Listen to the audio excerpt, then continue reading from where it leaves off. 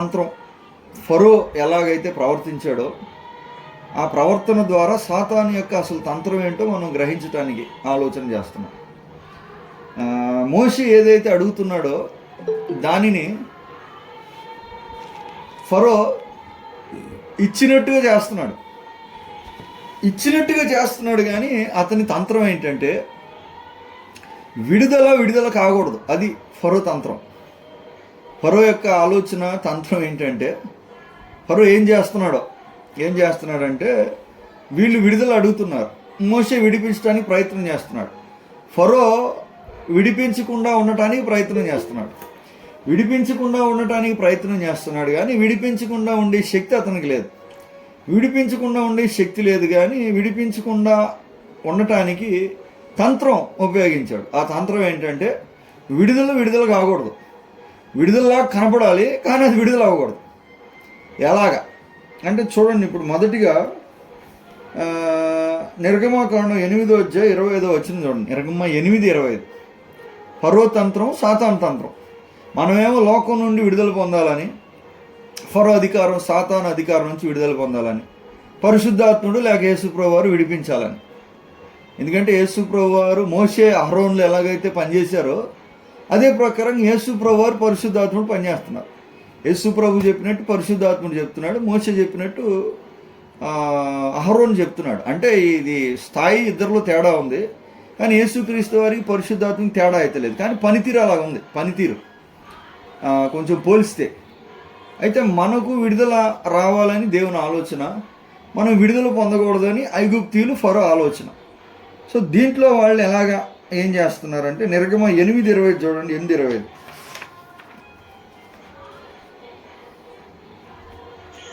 అప్పుడు ఫరో మోషే అహరోనులను పిలిపించి, మీరు వెళ్ళి ఈ దేశంలో మీ దేవునికి బలి అర్పించుడని వారితో చెప్పగా.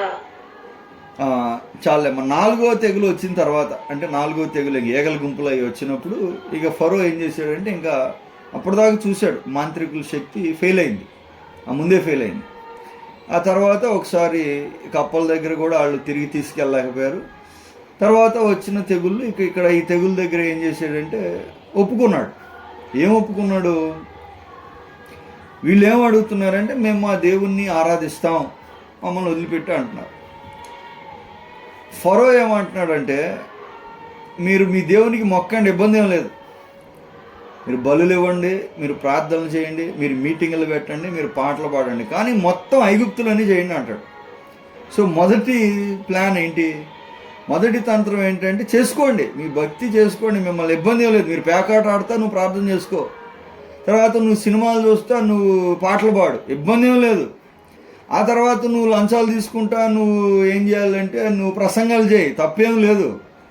నువ్వు అంటే లోకపు సిస్టమ్, వరల్డ్లీ సిస్టమ్ ఐగుప్తులో ఉండి చేయండి, మిమ్మల్ని ఏం వద్దంటలేదు, మిమ్మల్ని ఏం ఆపట్లేదు, మీరు అడిగింది ఇవ్వకుండా ఉండట్లేదు, మీరు అడిగింది చేయండి. కానీ ఎక్కడుండి చేయాలి? వీళ్ళేమో మేము దూరంగా వెళ్ళి చేస్తాం, దూరంగా వెళ్ళటానికి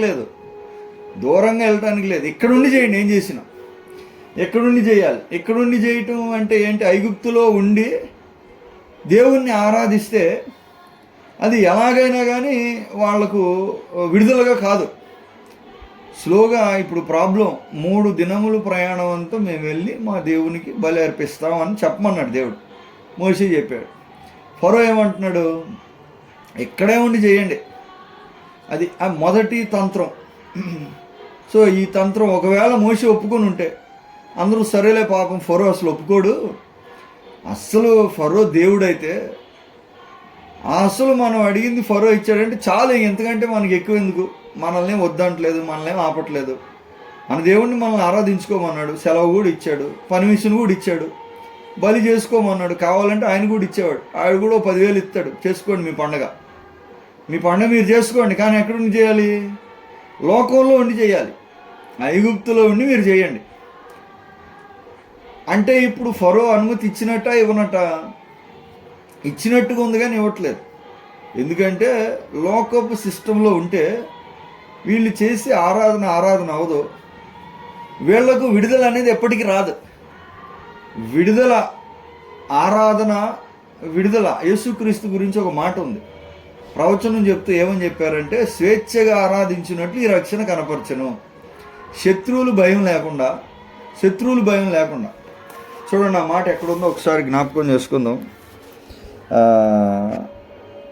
ఎలాగ దేవుని ప్రజలు దేవుని ఆరాధించాలని దేవుని కోరికంటే, వచ్చిన లోక 1:74 చూడండి ఏముందో. ఎలా దేవుణ్ణి ఆరాధించాలి, అసలు ఏంటి దేవుని ఉద్దేశం? 74-75. అబ్రహాముతో తాను చేసిన ప్రమాణమును జ్ఞాపకం చేసుకొనుటకును మనము శత్రువుల చేతి నుండి విడిపింపబడి మన జీవిత కాలమంతయు నిర్భయులమై ఆయన సన్నిధిని పరిశుద్ధముగాను నీతిగాను ఆయనను సేవింపును అనుగ్రహించుటకును ఈ రక్షణ కలుగజేసెను. రక్షణ దేవుడు ఎందుకు ఇస్తున్నారు? చాలేమ్మ, రక్షణ ఎందుకు ఇస్తున్నాడు? అసలు ఎందుకు ఇచ్చాడో అక్కడ ఆ ప్రవచనంలో చెప్పారు. ఎందుకు ఇచ్చాడంట? ఒకటి, శత్రువుల చేతి నుంచి పొందాలి. విడుదల పొంది రక్షణ ద్వారా తన ప్రజల జీవితంలో రావాల్సిందేంటి? రక్షణ ద్వారా తన ప్రజల జీవితం రావాల్సింది ఏంటంటే, ఒకటి, శత్రువులు ఎవరైతే ఉన్నారో వాళ్ళ అధికారం నుండి వీళ్ళు విడుదల పొందాలి. అందుకు ఇచ్చాడు రక్షణ. 2, జీవితకాలము నిర్భయలమే, ఇంకా వాళ్ళ భయం ఉండకూడదు. ఒకటి, వాళ్ళ అధికారం ఉండకూడదు. 2, వాళ్ళ వలన ప్రమాదం ఉండే అవకాశం ఉండకూడదు. 3, ఆయన సన్నిధిలో పరిశుద్ధముగా నీతిగా జీవించగలగాలి. పరిశుద్ధముగా నీతిగా ఆయనను సేవించటానికి అవకాశం ఇవ్వటానికి రక్షణ ఇచ్చాడు. ఇది దేవుడు చేయాలనుకున్న పని. అక్కడ అలంకార రూపకంగా మనం చూసాం. ఐగుప్తు ఫరో అధికారముకి వెలుపట దేవుణ్ణి ఆరాధించాలని దేవుడి ప్రణాళిక. ఫరో ఏమంటున్నాడు? నా అధికారంలో ఉండి ఆరాధించండి అంటాడు. లోకంలో ఉండి ఆరాధించండి, నా అధికారం కింద ఉండి ఆరాధించండి. మిమ్మల్ని ఏం వద్దంటలేదు, మిమ్మల్ని ఏం కాదంటలేదు. నువ్వు ప్రార్థన చేసుకో, నువ్వు పాటలు పాడు, నువ్వు పండగలు చేసుకో, నువ్వు బైబిల్ చదువు, నువ్వు కానీ ఐగుప్తులోనే ఉండి చెయ్యి. ఐగుప్తు మాత్రం దాటి వెళ్ళటానికి లేదు. అంటే దేవుడు ఏదైతే చేయాలనుకున్నారో అది ఫెయిల్ చేయటానికి మొదటి తంత్రం అన్నమాట, సాతాను తంత్రం. చూడండి, ఇప్పుడు దేవుడు ఏం చేయాలనుకుంటున్నాడు, ఫరో ఏం చేయాలనుకుంటున్నాడు. ప్రజల మధ్యలో చూస్తూ ఉన్నారు. ప్రజలకి ఏం తెలియదు. ఒకవేళ వాళ్ళ చేతులు కానీ వదిలిపెడితే సరే అనేవాడు. సరేలే పాపం ఫరో చేసుకోమన్నాడు, ఇంకేం కావాలి, మనల్ని వద్దంటలేదు కదా, మనం చేద్దాం అంటే వాళ్ళలాగా ఉండి ఐగుప్తు దేవుల్లో ఉండి చేయాలి, ఐగుప్తులో ఉండి చేయటం కుదరదు. అది దేవుడు చెప్పినవాడు. సో మొదటి తంత్రం అంటే లోకపు విధానాల్లో ఉండి దేవుడిని ఆరాధించటానికి సాతాను ఒప్పుకుంటాడు అన్నమాట. ఒకవేళ అసలు దేవుణ్ణి ఆరాధించడానికి ఒప్పుకోడు, కాని పక్షంలో తప్పదు, ఇంకేదన్నా విడిపిద్దాం అన్నప్పుడు ఇవ్వాలి, తప్పక ఏదోటి చేయాలి, ఎంతో కొంత మనం ఒప్పుకున్నట్టుగా పరిస్థితి ఉందన్నప్పుడు తన అధికారం పోకుండా దేవుణ్ణి మాత్రం ఆరాధించండి, కానీ నా పరిపాలనలోనే ఉండండి, నా రాజ్యంలోనే ఉండండి.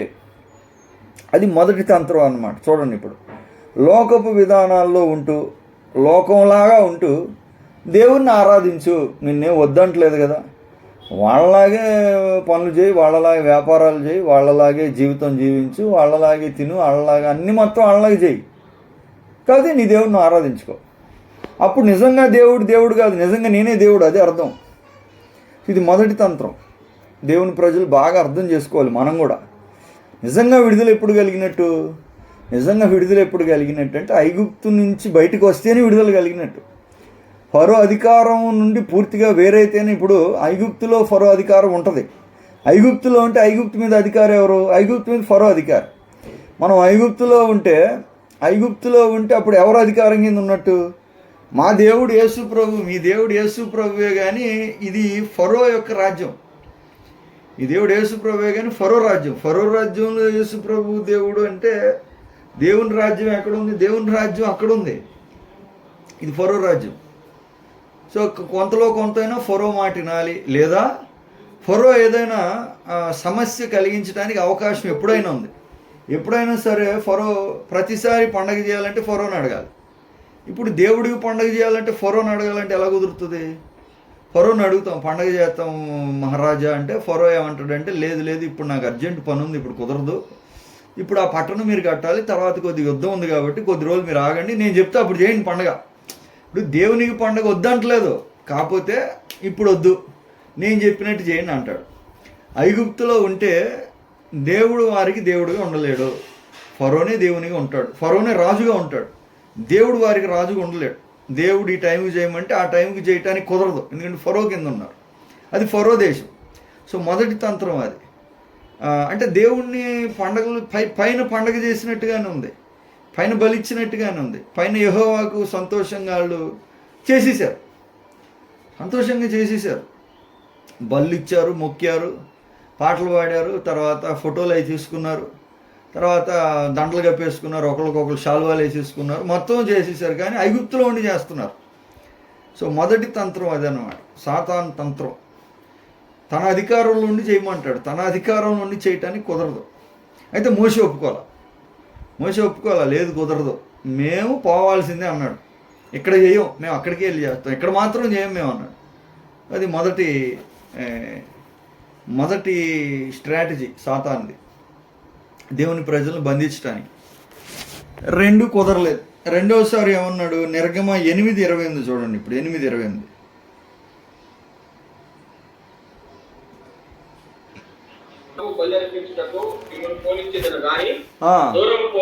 అది.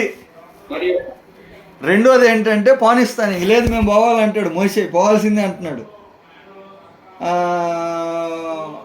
ఇక్కడ చేసుకోమంటే ఒప్పుకోవట్లేదు, మేము ఇక్కడ చెయ్యం, మేము వేరుగా ఉండే చేస్తాం, మేము మీతో కలిసి చేయం, మీకు ఇలా చేయం, బట్టలు మీలాగా వేసుకోం, ఆలోచన మీలాగా ఆలోచించాం, ఉద్యోగాలు మీలా చెయ్యం, వ్యాపారాలు మీలాగా చెయ్యం, అస్సలు మేము ఇక్కడ ఉండి చెయ్యం అంటే ఫరో థింక్ చేశాడు.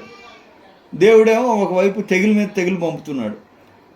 రెండోది ఏంటా అంటే, సరే వెళ్ళండి కానీ రెండోది ఏంటి, దూరం వెళ్ళొద్దు, దగ్గరగా ఉండాలి. నువ్వు నా మాట నీకు వినపడాలి, నీ మాట నాకు వినపడాలి, నా బొమ్మ నీకు కనపడాలి, నీ బొమ్మ నాకు కనపడాలి, నీ చెయ్యి నా చెయ్యికి అందాలి, నా చెయ్యి నీ చెయ్యికి అందాలి. ఒక అడుగు వేస్తే నువ్వు నా దగ్గరికి వచ్చేయాలి, ఒక అడుగు వేస్తే నేను నీ దగ్గరికి వచ్చేయాలి.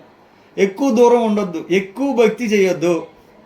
సరే చేస్తే చెయ్యి, కానీ ఎలాగుండాలి, కలిసిపోయి తేడా కనపడకూడదు అనమాట. ఇంకా చూస్తే తేడా కనిపించకూడదు. బట్టలు అలాగా ఉండాలి, మాటలు అలాగా ఉండాలి, పాటలు అలాగా ఉండాలి, పెళ్ళిళ్ళు అలాగా ఉండాలి, ప్రోగ్రాంలు అలాగా ఉండాలి, మొత్తం ఒకేలాగా ఉండాలి. అంటే ఏంటి, దూరం వద్దు, చాలా దగ్గర. వరల్డ్లీ సిస్టమ్కి, సాతాను అధికారానికి, లోకపు పోకడకు చాలా దూరం వెళ్ళొద్దు. పోనిస్తా, మిమ్మల్ని వద్దంట్లా, మీరు చేసుకోండి, మీరు అడిగారు కాబట్టి, ఎవరి జీవితం వాళ్ళది స్వేచ్ఛ ఉంది కాబట్టి, పైగా మీ దేవుడు ఆయన కాబట్టి ఇంకా మీ మీద మా అధికారం అయితే లేదు. కాకపోతే ఇప్పుడు నేను చెప్పే మాట ఏంటంటే, ఇప్పుడు యేసు ప్రభు దగ్గరికి వచ్చాడు. యేసు ప్రభు దగ్గరికి వచ్చి సాతాను ఏమన్నాడు, నువ్వు చేయాల్సినవన్నీ చెయ్యి, ప్రజల్ని ఇడిపించు, వద్దంట్లా, కాకపోతే ఏంటంటే నాకు ఒకసారి దండం పెట్టి అయిపోద్ది అన్నాడు. అది దండం పెట్టి అయిపోద్ది, లేకపోతే నేను చెప్పిన ఆలోచన ప్రకారం చెయ్యి, సరిపోద్ది. సో ఇలాగా రెండవ తంత్రం ఏంటంటే, మరీ ఎక్కువగా భక్తి చెయ్యి, వద్దంటలేదు, ప్రార్థన ఉండాలి, కాదని ఎవరంటారాయా? ఇప్పుడు దేవుడు లేకుండా మనం లేవు నాయన, దేవుడు ఉండాలి. కాకపోతే మరీ ఎక్కువ చేయొద్దు, భక్తి పిచ్చిలాగా అయిపోకూడదు. అర్థమవుతుందా? మనం లోకంలో ఉంటున్నాం కాబట్టి లోకానికి నచ్చేటట్టు చెయ్యి, ఫరోకి నచ్చినట్టు చెయ్యి, ఐగుప్తుకు నచ్చినట్టు చెయ్యి, అంతేగాని అంటే దూరం వెళ్ళకూడదంట.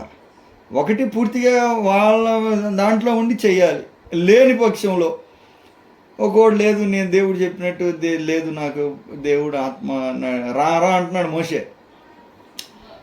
సరే రెండవది ఏంటంటే, అంటే దూరం వెళ్ళొద్దు, అంటే మరీ ఎక్కువ డిఫరెన్స్ ఉండకూడదు. ఏ విషయంలో కూడా తేడా, దూరం నుంచి గోధుమలు గురుగులు ఎలాగున్నాయో, గోధుమలు గురుగులు ఎలాగుంటాయి, ఒకేలాగా ఉంటాయి, చూడటానికి తేడా కనిపెట్టలేరు, అలాగుండాలంటాడు. ఇప్పుడు గోధుమలును ఇంకొకటి మామూలుగా ఒలివ కాయల్లాగా అయిపోయావు అనుకో, చూడగానే చెప్తారు ఇది ఒలివ కాయ, ఇదేమో గోధుమ, దానికి దీనికి అసలు చూడగానే ఎంత దూరం నుంచి అయినా తెలుసుద్ది. ఇది ఏం తోటరా అంటే, ఇది ఒలివల తోటనా, ఎందుకంటే ఆ చెట్టు ఎంత ఉండే, ఆ కాయ ఎంత ఉంది, ఇది గోధుమ చేను, ఇది ఎంత ఉందని. అట్లాగా ఉండకూడదంట. సేమ్ ఒకే దూరం వద్దు. రెండవది అంటే ఏంటి? దూరం వద్దు అంటే ఎట్లాగైనా విడుదల కాకూడదు, వాళ్ళ రక్షణ కాకూడదు, విడుదల కాకూడదు, నీతి కాకూడదు. సాతాను తంత్రం ఫరో అంటే అలా దూరం కాకపోతే ఏం చేస్తాడు? దూరం కాకపోతే మళ్ళీ ప్రలోభ పెడతాడు. అప్పుడు ప్రలోభ పెడతాడు అన్నమాట. స్లోగా మిక్సింగ్ అయిపోద్ది. దూరం ఎక్కువ లేదని ఏమైపోద్ది? మిక్స్ అయిపోద్ది, తేలిగ్గా మిక్స్ అయిపోద్ది. ఇటోళ్ళని అటు పంపుతాడు, అటోళ్ళని ఇటు పంపుతాడు. కొద్దిగా నీకు అది ఇస్తా, నీకు ఇది ఇస్తా అంటాడు. ఎవరో ఒకరిని లాగుతాడు. అతనితో పాటు మొత్తం ఒక్కొక్కళ్ళు సగం కలిసిపోతారు. కలిసిపోయాక ఇంకా ఇది రెండవ తంత్రం. అంటే దేవుడు ఇవ్వాలనుకున్న రక్షణ, దేవుడు ఇవ్వాలనుకున్న జీవితం ఈ భూమి మీద తన ప్రజలకి ఎలా ఉంచాలనుకున్నాడో అలా ఉంచకుండా సాతాను ఏం చేస్తాడు అంటే ఫరో చేసినట్టు చేస్తాడు. అసలు పోవటానికి లేదు చర్చికి. ఒకవేళ చర్చికి పోయినా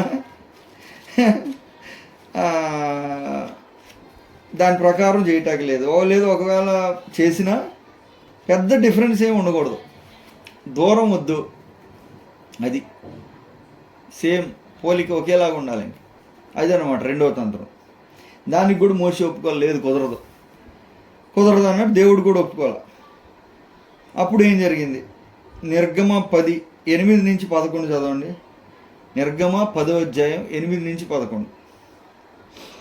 మోషే అహరోన్లు ఫరో యొద్దకు మరలా రప్పింపబడగా అతడు, మీరు వెళ్ళి మీ దేవుడైన యెహోవాను సేవించుడి, ఎందుకు ఎవరెవరు వెలుగురని వారిని అడిగాను. అందుకు మోషే, మేము యెహోవాకు పండుగ ఆచరింపవలను గనుక మా కుమారులను, మా కుమార్తెలను, మా మందలను, మా పశువులను వెంటబెట్టుకొని మా పెన్న పెద్దలతో కూడా వెళుదామని.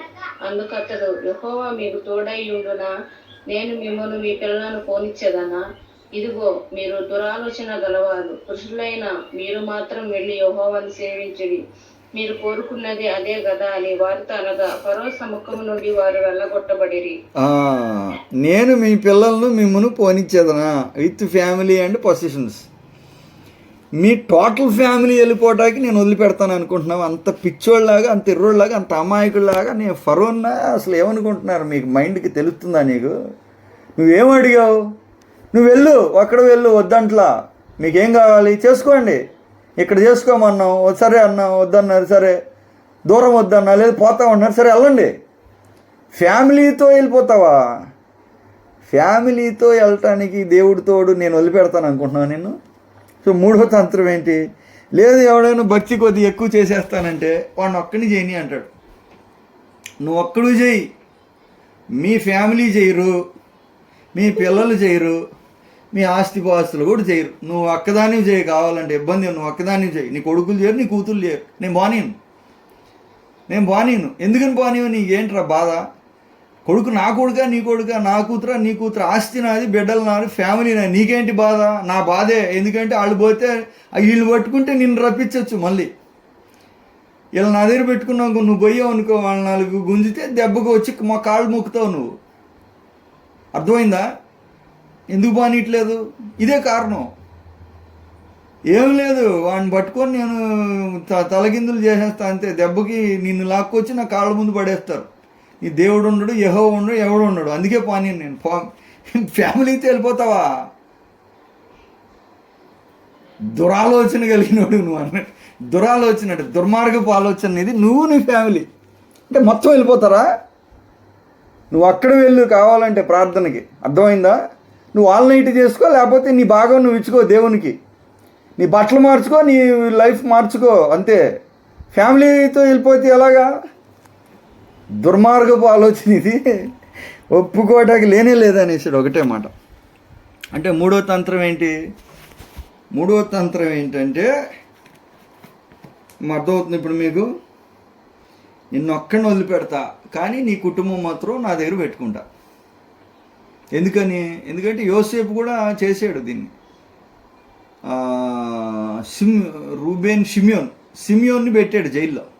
సిమియోన్ని జైల్లో ఎందుకు పెట్టాడు? ఎందుకంటే ఒక నిరికిస్తే మిగతా వాళ్ళందరూ వస్తారు, తప్పకుండా వస్తారు. ఏదో రకంగా ఎట్లా ఒకట్లాగా రావాల్సిందే. కాబట్టి పశువులు కూడా పోవటానికి లేదు అంటాడు, పిల్లలు పోవటానికి లేదు, భార్యలు పోవటానికి లేదు, భర్తలు రావటానికి లేదు.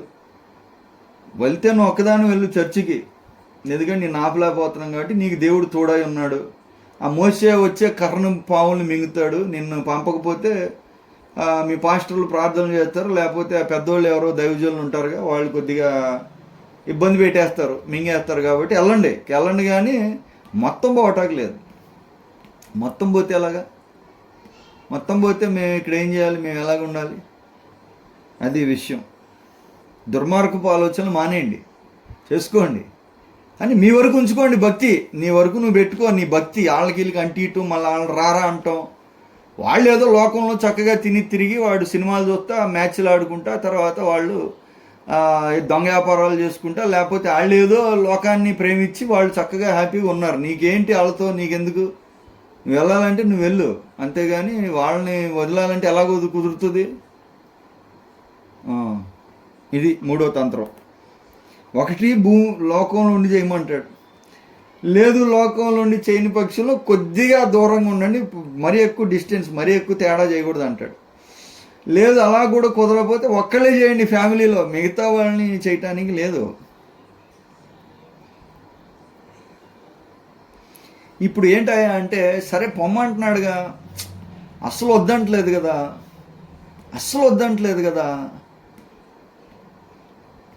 అస్సలు వద్దంటే ఫరోని మనం తప్పు పట్టచ్చు. వెళ్ళమంటున్నాడుగా, పోనీ వెళ్ళొచ్చేద్దాం. వెళ్ళి రావటానికి కాదు దేవుడు పిలిచింది, పోవటమే, రావటం ఉండదు. మళ్ళీ దారిలో మళ్ళీ నడవకూడదు అన్నాడు.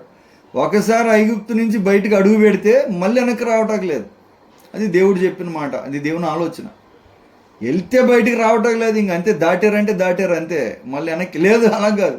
వీళ్ళందరూ ఉంటే నువ్వు ఈడి దగ్గరికి వస్తావు. వాడు కుష్ఠరోగి ఎక్కడికి వెళ్ళాడు? మళ్ళీ కుష్ఠరోగి 9 మంది ఎక్కడికి వెళ్ళారు తెలీదు, ఐగుప్తు వెళ్ళిపోయారు. మళ్ళీ ఒక్కడే వెనక్కి వచ్చాడు. సో మూడవ తంత్రం ఇది. అంటే విడుదల ఎలా కలుగుతుంది? ఎలా కలిగినప్పుడు విడుదల అవుతుంది అర్థం చేసుకోండి అయ్యగారు. ఎలా ఏ స్థితిలో ఉంటే విడుదల అవుతుంది. ఇప్పటిదాకా విడుదల కాదు. పొయ్యి మొక్కిన మళ్ళీ దగ్గరికి రావాలి. ఇటు ఫోన్ల మీద ఫోన్లు చేస్తారు నీకు. రా, చూడక చాలా రోజులు అయింది, మమ్మల్ని పట్టించుకోవా? మా మీద ఆలోచన లేదా? లేకపోతే మమ్మల్ని వదిలిపెట్టి వెళ్ళిపోవటమేనా అని వాళ్ళు గోలగోలు చేశారనుకో, ఇక పిల్లలకి ఇస్తారు ఫోన్ చేసి. ఇగో పిల్లోడు మాట్లాడతాడు, ఆ తర్వాత పిల్ల ఎడుతుందో లేకపోతే జ్వరం వచ్చేస్తుంది, తర్వాత పిల్ల బెంగ పెట్టేసు, ఏమో జరుగుతుంది, మేకకు బెంగ వచ్చేస్తుంది, తర్వాత ఇవన్నీ జరిగిపోతాయి. 10 మంది ఒకేసారి మొత్తం ఇరుగు పొరుగు ఫ్యామిలీ మొత్తం రా అంటే ఇక అడిగిపోతారు. రావాల్సిందే నువ్వు పెళ్ళికి రావాల్సిందే అంటారు. మీటింగ్లు ఎప్పుడు ఉంటాయా? రావాల్సిందే అంటున్నారు. అట్లా. సో మూడవ తంత్రం ఇదనమాట. ఎవరైనా ఒక్కళ్ళకి పర్మిషన్ ఉంది, ఇన్ని ఫ్యామిలీ ఇంట్లో ఒక్కళ్ళకి అనుమతి ఇచ్చాడు ఫరో. దైవజనుడు పాపం మహారాజు గారు హృదయం పెద్దది చేసుకొని ఇంట్లో ఒకడికి అనుమతి ఇచ్చాడంట. మిగతా వాళ్ళంతా నరకానికి వెళ్ళాలి, ఒకటి పరలోకం వెళ్ళాలంట. అది చెప్పేది. మరి వీళ్ళు పోతా ఊరికే ఉండరుగా, నువ్వు కూడా రా అంటారు కంపెనీకి. మేము ఒక్కరికి ఎక్కడికి వెళ్తాం, మళ్ళీ నువ్వు కూడా రా అంటారు. 4వ మెట్టు, 4వ తంత్రం ఏంటంటే నిర్గమ 10:24.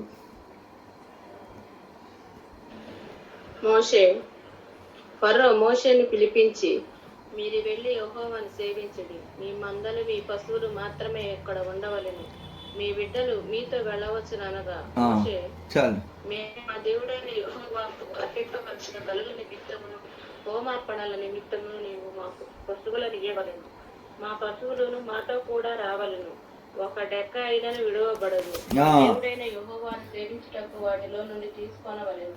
చాలమ్మా. సో క్లియర్గా 4వ మెట్టు ఏంటయా అంటే 4వ కన్సెషన్ ఇచ్చాడు ఫరో. ఏంటి 4వ కన్సెషన్ అంటే, మీరు సేవించండి మీ దేవుణ్ణి, మీరు ప్రార్థన చేసుకోండి, మీరు మొక్కండి, మీరు ఏమైనా చేయండి. మీరు ఒకరోజు దేవునికి ఇచ్చేయండి, తర్వాత మీ శరీరాలు దేవునికి ఇచ్చేయండి, తర్వాత మీ కుటుంబాలను దేవునికి ఇచ్చేయండి, మీ ఇల్లు దేవునికి ఇచ్చేయండి, మీకు నచ్చింది మీరు చేసుకోండి, మేమే వద్దంట్లా. కానీ ఇంకోటి ఏంటంటే మీ మందలు మీ పశువులు మాత్రం ఇక్కడ ఉండాలంటున్నాడు. ఇప్పుడు ఇదేంటి?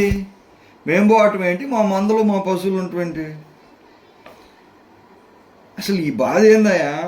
బాధ ఏంటంటే నీ విడుదల కాకూడదు, తిరిగి ఎట్లాగైనా మళ్ళా వాళ్ళలో బిగించాలి, మళ్ళీ బానిసత్వంలోకి లాగేయాలి, మళ్ళీ ఐగుప్తులో వాళ్ళని ఏ స్థితిలో ఉంచాడో ఆ స్థితిలో ఉంచాలంటే ఏదో ఒక కనెక్షన్ అన్నమాట, ఏదో ఒక తాడు లాగటానికి పెట్టుకుంటున్నాడు. ఏం చెప్తున్నాడు? మీ ఆస్తిపాస్తులు అంటే మీ పెట్టుబడులు మాత్రం లోకంలో పెట్టండి, దేవుళ్ళలో పెట్టుబడి పెట్టద్దు. మీరు ప్రార్థనలు చేసుకోండి, మీరు భక్తి చేసుకోండి, మీరు ఉపవాసాలు చేయండి, తర్వాత మీరు చేయాలని మీరు చేయండి, నువ్వు ఫ్యామిలీస్తో చేయండి. కానీ చదువులు మాత్రం లోక సంబంధమైనవి చదవండి, పెళ్ళిళ్ళు లోక సంబంధమైనవి చేయండి, పెట్టుబడులు లోక సంబంధంగా పెట్టుకోండి. అంటే ఆస్తిపాస్తులు, పెట్టుబడులు, ఇన్వెస్ట్మెంట్ అంటే వాళ్ళు దేని మీద జీవనోపాధులు ఇవి. చూడండి, ఇప్పుడు ఫ్యామిలీని వదులుతాడంట కానీ ఆస్తిని వదలడంట. ఆస్తి ఎవరురా? మాయ కదా, గొర్రెలు మేము తెచ్చుకున్నాం వచ్చేటప్పుడు, వీళ్ళు తెచ్చుకున్నారు. ఐగుప్తులో గొర్రెలు లేవు, పశువులు లేవు, వాళ్ళు పొలాల్లో పండించుకుంటారు. వీళ్ళు వస్తా అక్కడి నుంచి తెచ్చుకున్నారు గొర్రెల్ని, మేకల్ని, తర్వాత పశువుల్ని, గాడిదలు ఏమవుతాయి వాళ్ళు తెచ్చుకుని వాళ్ళు పెంచుకున్నారు. ఇప్పుడు అవి బాగూడదంట, వాటిని వదిలిపెట్టి ఎలాగెళ్తాం? వాటిని వదిలిపెడితే ఎక్కడికి వెళ్ళరు. పొద్దున్నే మీటింగ్ ఆన్ కాగానే నీకు ఎద్దులు గుర్తొచ్చేస్తాయి, విందు భోజనానికి రాడు, ఎందుకని? ఎద్దులు కొన్నాను అంటాడు వాడు. ఆ రోజే చెప్పాడు ఫరో, ఈ మేకలు, గొర్రెలు, ఎద్దులు ఇక్కడ ఉన్నాయనుకోండి ఏం చేస్తారు? ఏమి లేదు, అక్కడికి పోతారు కానీ మొత్తం ఫోన్లో వీడియో కాల్స్ అన్ని ఇక్కడికి చేస్తూ ఉంటారు, ఇటే చూస్తూ ఉంటారా, అది గడ్డి మేసిందా, తర్వాత ఇది ఈనిందా, తర్వాత ఇదేమైపోయింది, ఇదేమైపోయింది. అంటే మీ ఆస్తిపాస్తులంతా ఐగుప్తులో ఉంచాలంటాడు. ఎందుకంటావంటే ఆ మాత్రం అర్థం కావట్లేదా నీకు? పోటాకు లేదంతే. ఎందుకేంటి? దేవునికి స్తోత్రం కలను కాక. ఇది సాతాను తంత్రం. అంటే పూర్తిగా వెళ్ళినా కానీ విడుదల కాదు. కుటుంబ సమేతంగా అరణ్యంలోకి వెళ్ళి దేవుణ్ణి ఆరాధించి భక్తిలో ఇట్లాగా మొత్తం చక్కగా పాడి అంతా దేవునితో ఒకటైపోయి దర్శనాలన్నీ చూసి ఆ తర్వాత నిజంగా దేవుడు ఎంతో గొప్ప దేవుడని స్తుతించి ఇక్కడ ఉన్నంతకాలం విడుదల కాదు, రక్షణ కాదు. అది ఫరోకి బాగా తెలుసు. ఊరికే ఫరో అవలా, సాతాను తెలివితేటలు ఉన్నాయి ఫరోకి. అయితే మోషే ఒప్పుకోవాల, నో కాంప్రమైజ్ అన్నాడు. మోషే ఏమంటున్నాడు చూడండి, 10:25-26 నిర్గమ 10:25-26. నేను రాలేదయ్యా, నేను చెప్పింది నువ్వు చెయ్యాలి, నువ్వు చెప్పింది నేను చేయను. దేవుడు చెప్పింది నేను చెప్తా, మేము చెప్పింది నువ్వు చెయ్యాలి, నువ్వు చెప్పింది మేము చెయ్యము. డెక్క కూడా వదిలిపెట్టం అన్నాడు. ఒక్క డెక్క కూడా వదలటానికి లేదు. ఎందుకు లేదు? ఆస్తి అంతా ఎక్కడ ఉంటే మేము పోయి దేవుని దేంతో సేవించాలి? దేవునితో సేవించాలయ్యా. మేము మా దేవుణ్ణి అర్పించాలి, హోమం చేయాలి, తర్వాత యాగం చేయాలి. దేంతో చేయాలి? మేము ఉత్త చేతులతో పోయి ముఖముఖాలు చూసుకుని రమ్మంటావేంటి? మేము మా దేవుని దేంతో సేవించాలి? మాకున్న ఇటుతో మేము సేవించాలి. మా బలులు మేము నచ్చినవి ఇస్తాం, తీసుకెళ్ళి అక్కడ. నువ్వు ఎక్కడ ఉంటామంటే మేము ఎందుకు ఉంటాం? వదిలిపెట్టం, నో కాంప్రమైజ్. ఇది చూడండి, ఇప్పుడు చుట్టాకి ఎలాగుందంటే ఒప్పుకుంటున్నాడు అన్నట్టు ఉంటుంది.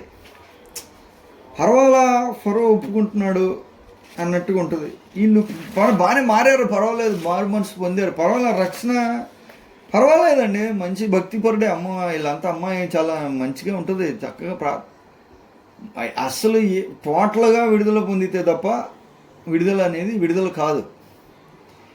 ఎందుకంటే ఐగుప్తులో ఉన్న విడుదల కాదు, దగ్గరగా ఉన్న విడుదల కాదు, ఏదైతే వాళ్ళ కుటుంబము తర్వాత సంబంధం వ్యక్తిగతంగా ఏదైతే ఉందో అది విడుదల కానంతకాలం విడుదల కాదు. అంటే వాళ్ళు ఇజ్రాయేలీల విషయం నేను చెప్తున్నాను. ఆస్తిపాస్తులు అంటే ఇన్వెస్ట్మెంట్స్, పెట్టుబడులు అన్నీ ఇక్కడ ఉన్నంతకాలం విడుదల కాదు. మీ ధనం ఎక్కడ ఉన్నో నీ హృదయం అక్కడ ఉండును అని దేవుడు చెప్పాడు. నీ ధనం ఎక్కడ ఉంటుందో నీ హృదయం అక్కడ ఉంటుంది అంట. సో చాలా ఈజీగా చెప్పాడు ఒక వ్యక్తి హృదయం ఎక్కడుందో కనిపెట్టడానికి. నా హృదయం అంతా యేసు ప్రభువులో పరలోకంలో ఉందని పాట నేను పాడేసి తర్వాత డబ్బులు మొత్తం నరకంలో పెట్టేశాను అనుకోండి సినిమాల్లో, అప్పుడు నా హృదయం ఎక్కడున్నట్టు? డబ్బులు మొత్తం సినిమాల్లో ఉన్నాయి, మనిషి మొత్తం చర్చిలో ఉంటాడు ఎప్పుడు. అప్పుడు ఎక్కడ ఉన్నట్టు హృదయం? నోరేమో చర్చిలో ఉంది, హృదయం ఏమో అక్కడ ఉంది. అది అర్థం. యేసుప్రభు వారు చెప్పారు.